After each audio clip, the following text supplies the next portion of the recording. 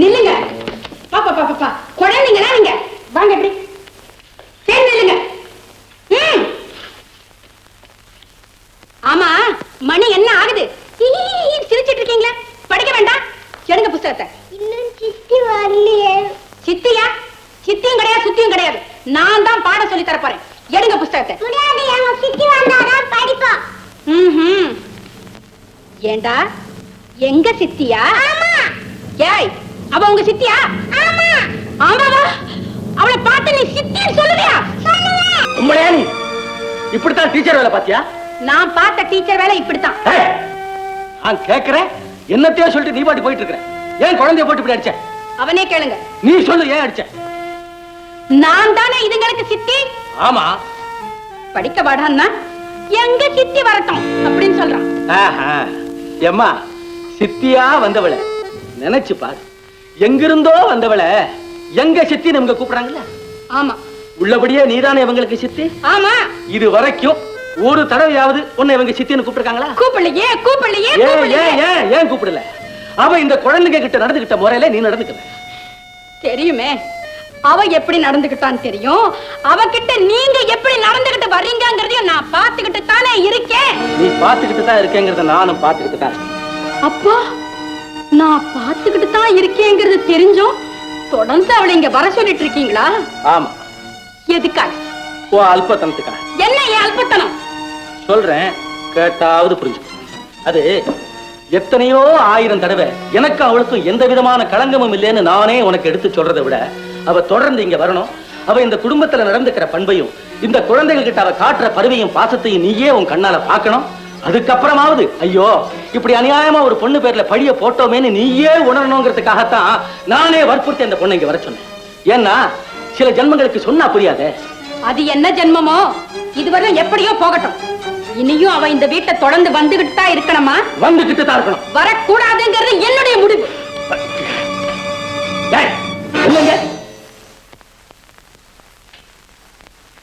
அவ இந்த வீட்டுக்கு வரக்கூடாதுங்கிறது உன்னுடைய முடிவா? ஆமா. மரகதம், நல்லதோ கெட்டதோ ஒரு குடும்பத்துல முடிவெடுக்கக்கூடிய பொறுப்பை தன் கையில வச்சுக்கிட்டு இருக்கான் பாரு. அவனுக்கு பேர் தான் ஆண் பிள்ளை. பிடிக்குதோ பிடிக்கலையோ அந்த முடிவுக்கு கட்டுப்பட்டு நடக்கிறா பாரு, அவளுக்கு பேர் தான் பெண் பிள்ளை. அப்படிப்பட்ட ரெண்டு பேர் சேர்ந்து நடத்துறதுக்கு பேர் தான் குடும்பம். அந்த குடும்பத்துக்கு நீ வந்து எனக்கு தோணல. அதனால இனி ஒரு நிமிஷம் நீ இந்த வீட்டுல இருக்க கூடாது. போவடியே. கொஞ்சம் பொறுங்க. அவங்களையே வெளியே போ சொல்றீங்க? இவ எவ்வளவு பெரிய பழிய சுமத்தா தெரியுமா கண்ணம்மா? புரிஞ்சுக்காம தானே. இத பாருங்க, அவங்க புரிஞ்சுக்காம பழிய சுமத்துனாங்க. அது உண்மைதான உலகத்தை நம்ப வைக்க இப்ப நீங்க முயற்சி செய்றீங்க. கண்ணம்மா, நீங்க இவங்களை வீட்டு விட்டு வெளியே போக சொன்னா உலக வேற என்ன முடிவுக்கு வரும்? விடு கண்ணம்மா, உலகத்தை பத்தி கவலைப்பட நான் தயாரா இல்லை. ஆனா உங்க மனைவி பத்தி நீங்க கவலைப்பட்டுதான் ஆகணும். கவலைப்படணும் எதுக்கு? இப்படி அர்த்தம் இல்லாம சந்தேகப்பட்டுக்கிட்டு அவதிப்படுத்திக்கலாமா? ஆமா, சந்தேகம்தான். அந்த சந்தேகம் இருக்கே, அது புது வீட்டுக்கு அடிச்ச சுண்ணாம்பு மாதிரி. தெரிஞ்சு கைய வச்சாலும் ஒட்டும், தெரியாம கைய வச்சாலும் ஒட்டும். நான் இனிமே இந்த வீட்டுக்குள்ள அவங்களுக்கு தெரிஞ்சு நல்ல விதமா நடந்தாலும் தெரியாம நல்ல விதமா நடந்தாலும் அவங்களுக்கு சந்தேகம் வலுத்துக்கிட்டே தான் இருக்கும். அதனால இந்த வீட்டுக்குள்ள நிம்மதி ஏற்படணும்னா உங்களுக்கு தெரியுமே, என்னைக்கோ விலகி இருக்க வேண்டியனா என்னைக்காவது விலகிறதா முறை. கண்ணம்மா, இந்த குழந்தைகளுடைய எதிர்காலத்தை நீ நினைச்சு பார்த்தீங்கன்னா, எங்க அப்பாவுக்கு நானும் குழந்தைதான். என்னுடைய எதிர்காலத்தை பத்தி எங்க அப்பாவும் கவலைப்படுவாருங்கிறது நீங்க நம்புவீங்கன்னு நான் எதிர்பார்க்கிறேன். போ கண்ணம்மா, போயிடு. கண்ணம்மா, இனிமே நீ இந்த வீட்டுக்கு திரும்ப வர.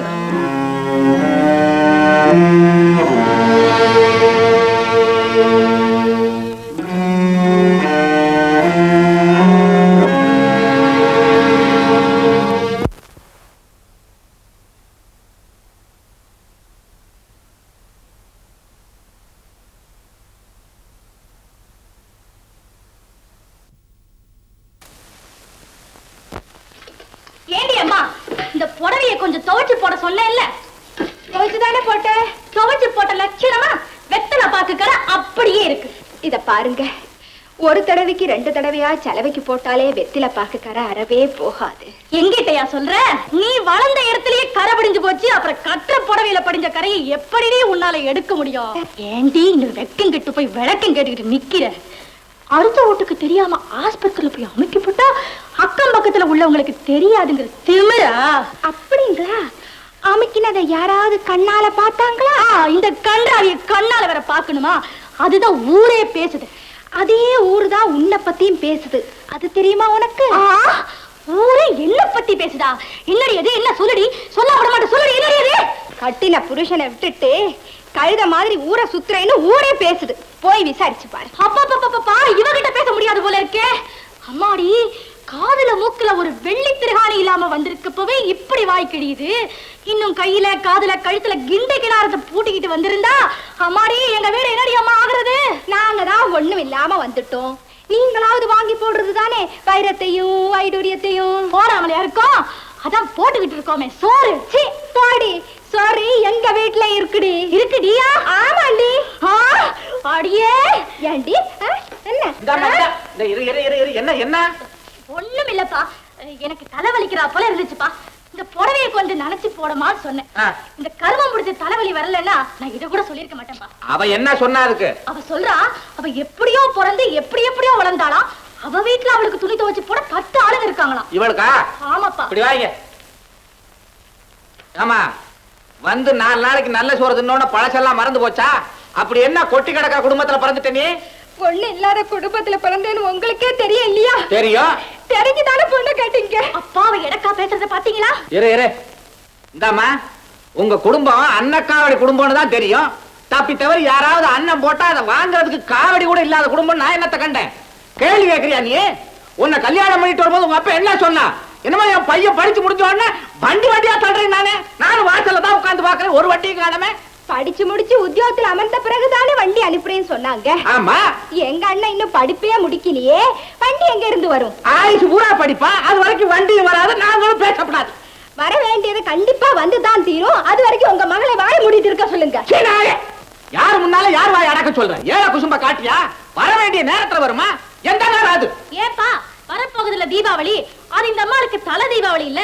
இவங்க பிறந்த வீட்டுல இருந்து வண்டி வரத்துக்கு அதை விடவா நேரம் வேணும்? இந்த பாரு, உன் தலை தீபாவளிக்கு உனக்கும் மாப்பிளைக்கும் சேர்த்து சீர்வரிசையோட நகரட்டுகளை போடல. வண்டி அங்கே இருந்து இங்க வராது, இங்க இருந்தா வண்டி அங்க போகும். சும்மா போகாது, உன்னை உட்கார வச்சுக்கிட்டு போகும். ஜாக்கிரதை. என்னம்மா அது? கேட்ட உடனே நாக்கு புடுங்கிக்கிற மாதிரி ஏதாவது இருந்து எனக்கு தெரிஞ்சிருக்கணுமே. அப்படி எதுவுமே எனக்கு தோணவே இல்லைம்மா. என்னம்மா அது? இந்த அந்த கன்றாவியில பேசுறதுக்கா நான் இங்க வரல. என்னால ஒரு நிமிஷம் கூட அந்த வீட்டுல வாழ முடியல. ஏம்மா? அவங்க அத்தனை பேரும் சதா காது ஓட்ட, மூக்கு ஓட்ட, கழுத்துல ஒண்ணும் இல்ல, கையில எதுவும் இல்லைன்னு குத்தி காட்டிக்கிட்டே இருக்காங்க. ஓ, நகை போடலங்கிற குறையா? போட்டா போச்சு. அப்பா போடுறேம்மா. உன் கல்யாணத்துக்கு வாங்கின கடனே இன்னும் கொஞ்சம் பாக்கி இருக்கு. அந்த கடன் எல்லாம் ஒரு வழிய தீர்த்துட்டு உனக்கு வேண்டிய நகையை செஞ்சு போடுறேம்மா. அக்கா, காலத்துக்கு உன் கடன் தீர போறதும் இல்ல, என் கண்ணீரு நிக்க போறதும் இல்ல. ஆக என்னைக்கோ ஒரு நாள் சொல்லு தாங்காம கழுத்துல சுருக்க மாட்டிட்டு நான் சாகத்தான் போறேன். அதை நீ பார்க்கத்தான் போறோம். கமலா, கமலா, யார்கிட்ட என்ன வார்த்தையடி சொல்லிட்டு போறே? கமலா, சின்ன புள்ளில இருந்து வளர்த்து எப்படி எல்லாமோ பாடுபட்டு உன்னை படிக்க வச்சு நீ ஆசைப்பட்டவனுக்கே உன்னை கல்யாணம் செஞ்சு வச்சேனே. இத்தனையும் செஞ்சது நீ சுருக்கு போட்டுக்கிட்டு சாகிறதுக்காகவா? அக்கா, அவங்க அப்படி பேசுறாங்களே. பேசட்டுமேம்மா, நகைய செஞ்சு போட்டா பேச்ச நிறுத்துறாங்க. இப்படியே சொல்லிட்டு இருந்தா தலை தீபாவளி வருது, அதுக்கு உங்க அப்பா என்ன செய்ய போறான்னு கேக்குறாங்க. கேக்கட்டுமே, என்ன பாடுபட்டாவது உனக்கு வேண்டியதெல்லாம் நான் செய்யறேம்மா. கமலா, அதுக்கு முன்னாடி அவங்க அப்படி சொல்லிட்டாங்க, இவங்க இப்படி சொல்லிட்டாங்கன்னு இப்ப நீ என்னமா சொன்னியே? கயிறு கழுத்து சுருக்குன்னு அப்படி ஏதாவது அவசரப்பட்டு பைத்தியக்காரத்தனமா செஞ்சுக்கிட்டே கமலா, சத்தியமா சொல்றேன், உன் பொண சுடுகாட்டுக்கு போறதுக்கு முன்னாடி என் பொண அங்க எரிஞ்சு சாம்பல் ஆகிட்டு இருக்கும். மனசுல வச்சுக்கிட்டு வீட்டுக்கு போ.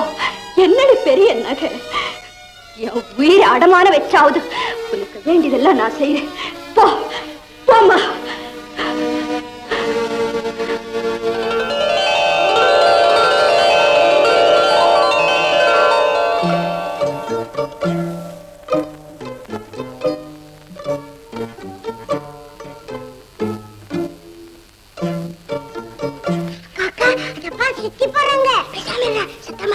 மெதுவா வாங்க.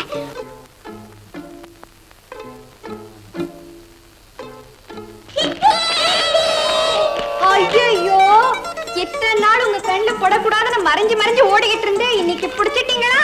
ஏன் சித்தி எங்க வீட்டுக்கு வரவே மாட்டேங்கிறீங்க? அது வந்துமா, வீட்டுல நிறைய வேலை. இன்னைக்காவது எங்க வீட்டுக்கு வாங்க சித்தி. வேண்டாம்மா, இன்னைக்கு எனக்கு வேலை இருக்கு. இன்னொரு நாளைக்கு வரேன். அதெல்லாம் முடியாது, இன்னைக்கு தான் வந்து. ஐயோ, நான் என்ன செய்வேன்?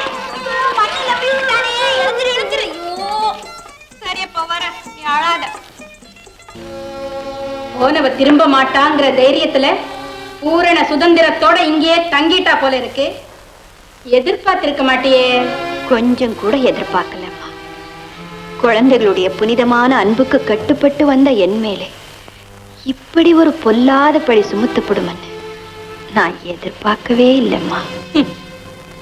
குழந்தை புனிதம் அன்பு. ஏம்மா, நான் இந்த வீட்டுக்கு வர்றதை நிறுத்தினாதான் இந்த குடும்பத்திலே அமைதி ஏற்படும் சொன்னியே, மறுபடியும் ஏன் வந்த? சொன்னேனே, குழந்தைங்க ஸ்கூல்ல என்ன சந்திச்சு வீட்டுக்கு கூப்பிட்டு அழுது அடம் பிடிச்சதுங்க. சத்தியமா சொல்றேம்மா, நான் குழந்தைகளோட இங்க வரும்போது நீங்க வீட்டுல இருப்பீங்கன்னு நம்பித்தான் நான் வந்தேன். நான் வீட்டுல இல்லேன்னு தெரிஞ்சது, போயிட்ட மாடிக்கு இல்லையா? நீங்க பாத்திரப்பட்டீங்கன்னா அவங்க நினைச்சது நிஜம்னு ஆயிடும். தயவு செஞ்சு பேசாம இருங்க. அம்மா, நான் மாடிக்கு போனது உண்மைதான். குழந்தை பாபு என் நெஞ்சில படுத்து தூங்கிட்டா. அவனை ஆயா தூக்க வந்தாங்க. அவன் முழிச்சுக்கிட்டான்னா என்னை வீட்டுக்கு போக விடாம பிடிவாதம் பண்ணுவானேன்னு பயந்துதான் நானே அவனை கொண்டு போய் மாடியில படுக்க வச்சுட்டு வந்தேன். படுக்க வச்சுட்டு உடனே வந்திருக்கலாமே. நான் வந்து கதவு தட்டின பிறகில்ல, அம்மாவும் ஐயாவும் மாடியில இருந்து சேர்ந்து ஜம்முன்னு இறங்கி வந்தீங்க. ஐயோ, நீங்களே எனக்கு பழிய தேடி வச்சிருவீங்க போல இருக்கு. நானா? அவள சொல்றா. நடந்தது தானே சொன்னாங்க. என்ன நடந்தது? நாம ரெண்டு பேரும் மாடியில இருந்து சேர்ந்து வந்தது உண்டா இல்லையா? உண்டு. அதுதான் சொன்னாங்க. அது அப்படியே சொல்றது. நாம எப்படி வந்தோங்கிறது நாமல்ல எடுத்து சொல்லணும். அதே புரிஞ்சுக்கிறவங்க மட்டும் சொல்லணும். புரிஞ்சுக்கிறவங்களுக்கு சொல்ல வேண்டிய அவசியமே இல்லைங்க. பாவம், அவங்க புரியாம ஏதோ வேதனைப்பட்டு இருக்காங்க. அவங்களுக்கு தான் புரிய வைக்கணும். நீங்க போங்க போங்க. அம்மா, மறுபடியும் சொல்றேன், நாங்க ரெண்டு பேரும் மாடியிலிருந்து சேர்ந்து வந்தது வாஸ்தவம் தான். ஆனா நாம கண்ணால பாக்குற மாதிரி இல்லை எதுவுமே. உதாரணமா, பூனை எலிய கவ்வுற அதே வாயாலத்தானே தன் குட்டியும் தூக்குது. நாம பாக்குறதுக்கு ரெண்டு ஒன்னாத்தான் இருக்கு. உங்களுக்கு தெரியுமே, அதுல எவ்வளவு வேறுபாடு இருக்கு. பாத்தியார் அம்மா இல்ல, சாமர்த்தியமா பேச உனக்கா தெரியாது? சாமர்த்தியமா பேசலம்மா, சத்தியத்தை தான் சொல்றேன். என்னம்மா, யார்கிட்ட போய் சத்தியத்தை பத்தி பேசுறேன்? இன்னைக்கு மட்டுமல்ல, இந்த வருஷம் பூரா எடுத்து சொன்னா அவளுக்கு புரியாது. செவத்துல பந்த எரிஞ்சா தானே திரும்ப நம்ம கைக்கு வந்து சேரும். சேத்துல எரிஞ்சா நான் வேணா சேர தகுதிமா இருந்துட்டு போறேன். எல்லாருமே அப்படித்தானா? உலகமே பேசுது. உலகம் பேசு. என்ன பேசுது? பேசுது. கொடுத்தன தெரியுமா? கேக்குறேன், பேசுது பேசுன்னு சொல்லிட்டு. கண்ணம்மா, நீ யாருங்க? ஏன் வீடு, ஏன் மனைவி, அவளை சரி பண்ணிக்க வேண்டிய பொறுப்பு என்னது? இதுல நீ தலையிடாத. போடி. சொன்னேன், உலகம் என்ன பேசுது? ஏன் ஆஸ்பத்திரிக்கு போனா? ஏன் போனா? ஊர்ல கேளுங்க.